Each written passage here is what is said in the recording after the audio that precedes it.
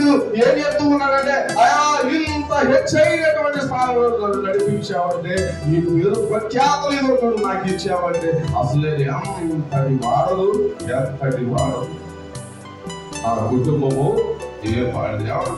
కొంతమంది ఎట్లా ఉంటారంటే, స్థితి మారిపోయిన తర్వాత, లేదా ఏదో చూడు హెచ్చింపబడిన తర్వాత, లేదా సమృద్ధి చేత ఏదో చూడు నింపబడిన తర్వాత, ఏమంటే మంచి మంచి ఉద్యోగాలు వచ్చిన తర్వాత, మంచి మంచి ఇల్లు కట్టుకున్న తర్వాత, ఏమంటే ఇదో చూడు పూర్వం స్థితి మర్చిపోతారు.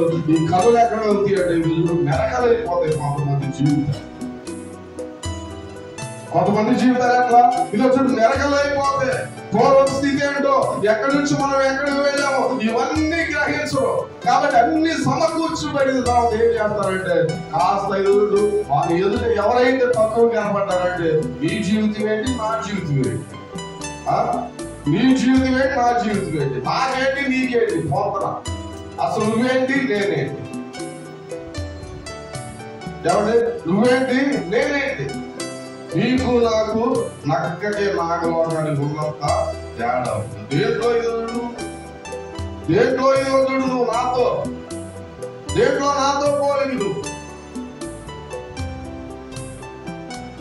నిరంతరం మన పూర్వపు స్థితిలో ఆ స్థితిని మాత్రం ఎప్పుడు కూడా ఈరోజు మర్చిపో.